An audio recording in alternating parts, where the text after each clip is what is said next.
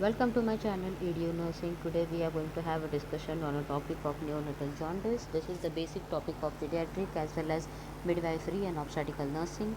So before starting the topic, let me remind you about the subscription. Please subscribe the channel and then press the bell icon, so whenever I will post a new video, you will get a notification. Now we will start the topic, that is the neonatal jaundice.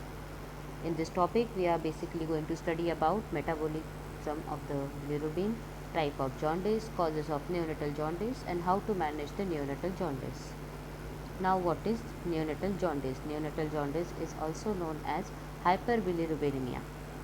So, what is the definition of it? That we will see. Jaundice is a yellow color of the skin and sclera caused by deposition of the bilirubin. Whenever the bilirubin is becoming excess in the body, automatically it is going to deposit. It is not going to be utilized in your body. It is not going to metabolize in your body. It is not going to thrown out from your body.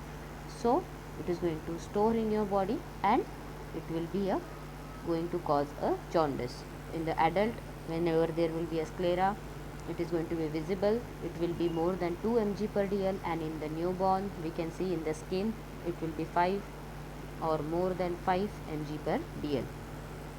Incidences, if you will see, in the term child it will be 60%, and in the preterm babies it will be 80%. Why?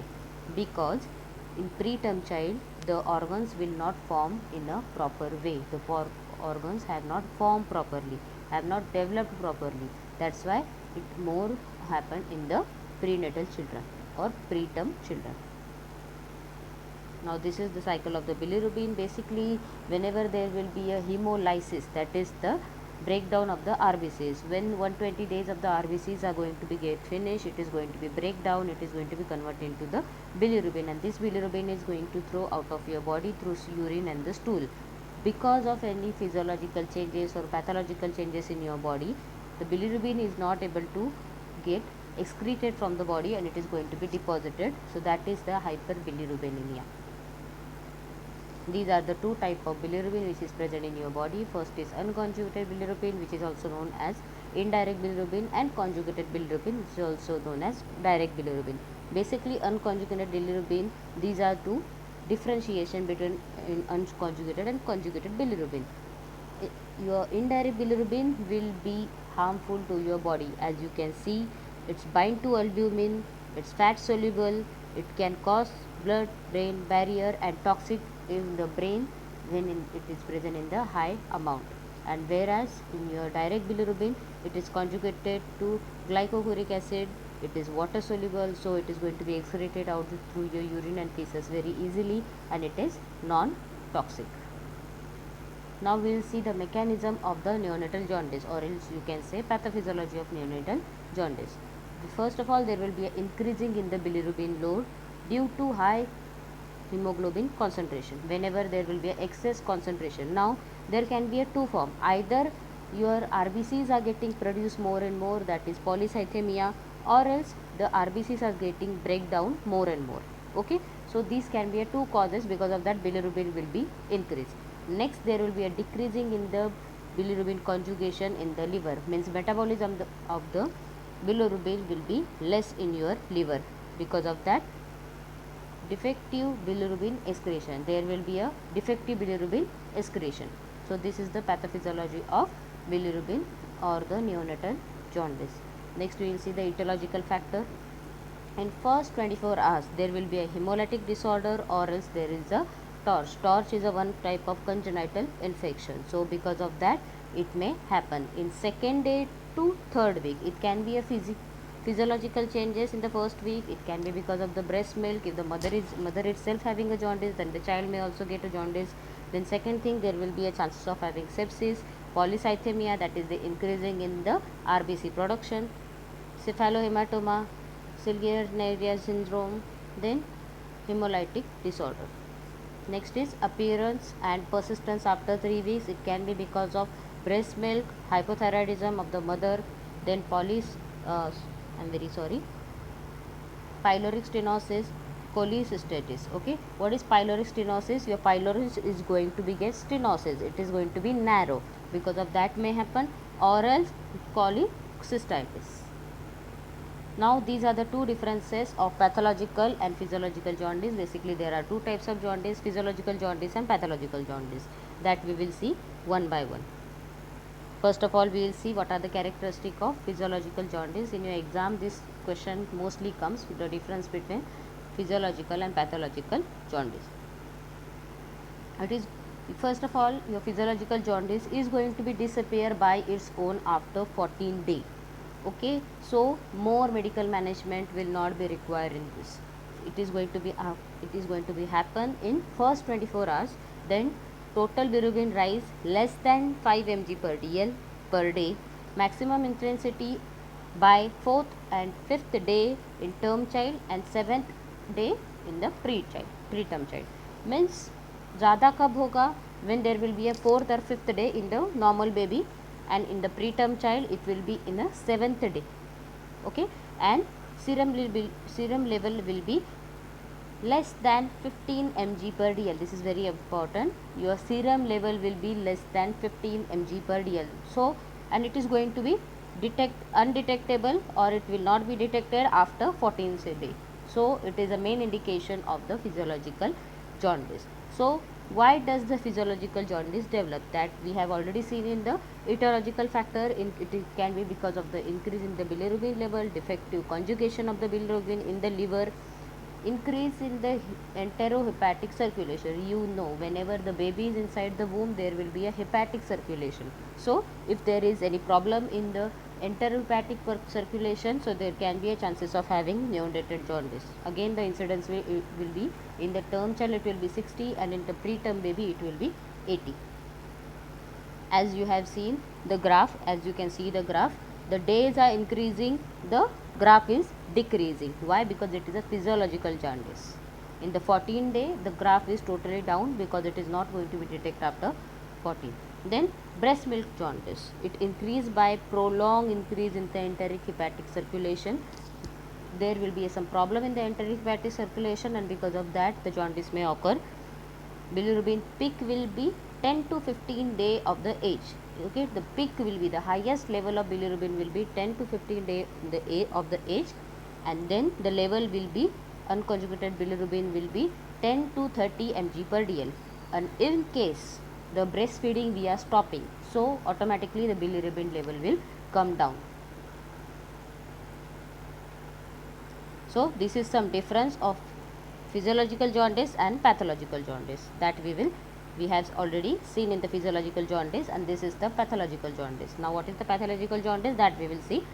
Appears at the age of within 24 hours of age. It is going to appear in within 24 hours of the age. Then increasing in the bilirubin will be more than 5 mg per dl per day.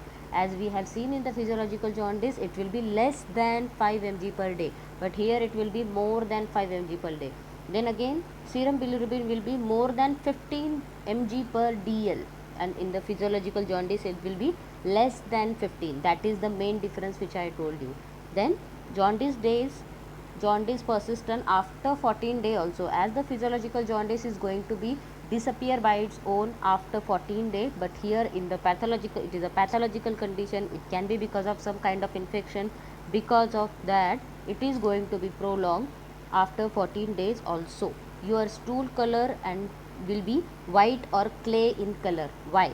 Because your stool is going to be colored by bilirubin. When the bilirubin is not going to be utilized in your body, it is not going to be excreted out in your body, it is going to be stored in your body, and because it is getting stored in your body, your stool will be clay or white in color, whereas the direct bilirubin will be more than 2 mg per dl.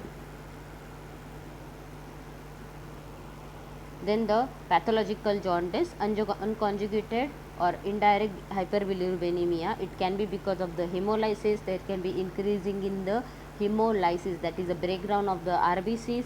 Then non-hemolytic will be because of the breast because of the breast milk jaundice, and there are so many conditions in that. Then something known as RH incompatibility. Now what is RH incompatibility? You must be knowing what it is. An isoimmunity hemolysis associated with RH incompatibility, or we can say ABO incompatibility.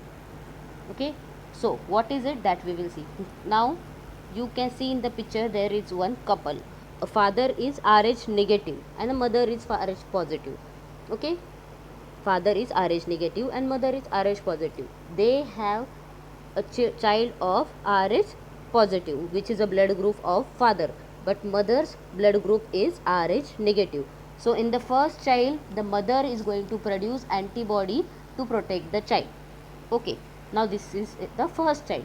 Now in the second child, what will happen? Already there will be a antibody in the mother's womb.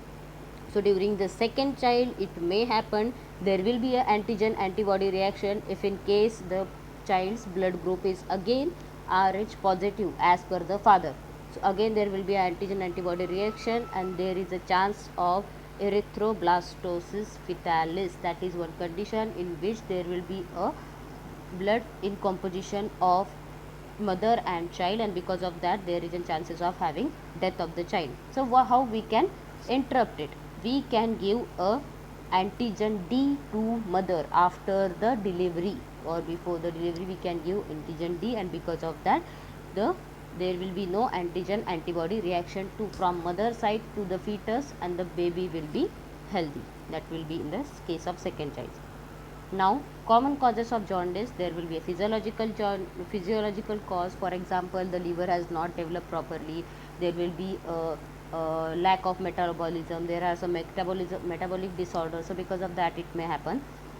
Next, blood group incompatibility. As we have seen, there is a Rh incompatibility. Because of that, it may happen. Next, there is G6PD deficiency, that is a glycoprotein deficiency. Glycogen 6 protein deficiency will be there. Polymer dehydrogenase, that is the glycogen 6 polydehydrogenase deficiency will be there. This is also known as glycogen 6PD deficiency. This may also cause a jaundice. Then again there will be a breast milk jaundice, cephalohematoma, and kind of infection. Risk factor of jaundice, this is important. So I have given you a mnemonic jaundice. In that, J stand for jaundice within 24 hours of life. A stand for a sibling who is having a jaundice. Previous child is also having jaundice, so there is a chance of having the next child also may have a jaundice. Next is unrecognized hemolysis. We are not understanding where the child is already having the hemolysis. Because of that also it may happen. A nursing non-optical sucking, or it's nursing. Nursing means we are giving breastfeeding to the child. Okay, caring. It is the breastfeeding. Next is deficiency in G6PD or any kind of drugs. For example, ceftriaxone. Next is I stands for infection. C stands for cephalohematoma or bruising.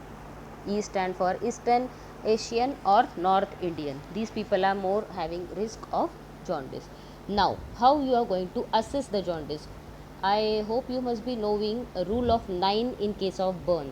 So like that only there is a rule for assessing a jaundice. That is a clinical assessment of jaundice. If only face is yellow color, then we can give bilirubin level is 1.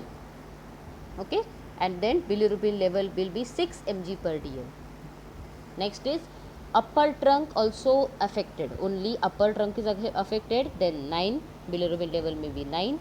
If lower trunk is also affected, including the thigh, the bilirubin level will be 12 mg per dl. Arm and lower leg will be also affected, then 15. And very severe type of jaundice is going to be palm and sole, that is the end extremities are also affected with the jaundice. That will be more 15 per mg per dl. Now, some sign and symptom we can see there will be a yellow discoloration of the baby's skin, poor feeding as well as lethargy will be there. Major clinical feature will be mostly lethargy only, and then poor sucking and there will be a no Moro's reflex. You know the Moro's reflex which is present, and baby will be having a convulsion as well. There are some lab tests which you can do for checking the jaundice. First of all, you have to check direct and indirect bilirubin level, blood grouping and Rh compatibility of the mother as well. Hematocrit also need to be checked, and also a retic count and peripheral smear has to be taken. Then G6PD assay we have to do something known as Coombs test. Coombs test is the test which is very common in the neonatal jaundice, which we have to do. That can be done. Then septic screening, liver and thyroid function testing, that is a LFT and TSH can be checked. Then torch titer can be checked, liver scanning, and conjugated hyperbilirubinemia, ultrasonography for that, to check the hepatomegaly, and also splenomegaly also can be checked. This is a measurement of bilirubin by jaundice meter. How? For the temperature, we are having the technique. For the same technique we also can check in the case of jaundice. Then laboratory test also can be done. Then there are the chances the hearing test can be done, because there are, in the severe case of jaundice, child may not hear the sound clearly. So because of the hormonal imbalance they cannot hear the sound clearly, so because of that hearing test also can be done. And we have to check MRI also in the kernicterus. In the management, most probably we are keeping neonates under the phototherapy. In the NICU or in the ward also phototherapy can be done. Next is IGIV can be given, exchange transfusion, and drugs. This is the phototherapy.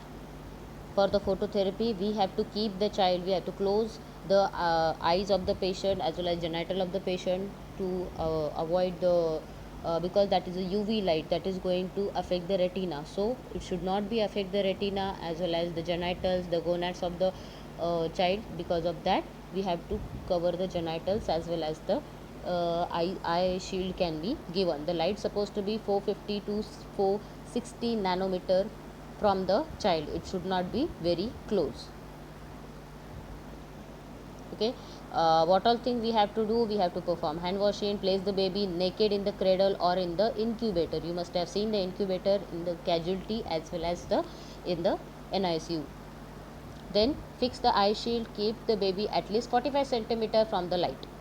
Okay, it's supposed to be 45 centimeter or 45 to 50 centimeter from the child. It should not be very close to the child. Okay, it may cause burns also. We will see the complication also, but I'm telling you. Then we have to start the phototherapy. Frequently we have to give a breast milk. Why? Because of the lights there are chances of having dehydration. Whatever water level is present in the child, that is going to be evaporated because of the light. So because of that we have to give breastfeeding to the child. Then temperature need to be checked 2 to 4 hourly. We have to see what, because it is a light, there is a chance that child may be having hyperthermia, so we have to check the temperature regularly. We have to we have to check the weight daily. They monitor urine frequency and bilirubin level also. Then this is the side effect of phototherapy: increase in the insensible water loss, loose stool, that is the loose motion may be there because of the excess of heat, skin rashes, something known as bronze baby syndrome. Bronze baby syndrome means the child will become bronze in color. How the bronze color is, like that will be, that is a kind of burn which child will be having. Then hyperthermia may result hypocalcemia. Then IVIG also can be given. The child who is having RH incompatibility, so bilirubin in the form of IgIV can be given, and the dose will be 1 gram per kg, that is the weight of the child, per dose of the IV. Then exchange transfusion, basically it has to be given through the umbilical cord, that is the umbilical artery and vein. The purified blood need to be inserted in the child and the impure blood need to be taken out from the vein. Like that, through the with the help of umbilical artery and vein we can give an exchange transfusion. Then these are some medical management which can be done, that is phenobarbital. Then prolonged indirect jaundice cause can be same, which we have already discussed. Unconjugated bilirubin, the causes will be same, and we have to remember that jaundice is most frequent cause of admission after early discharge from nursery.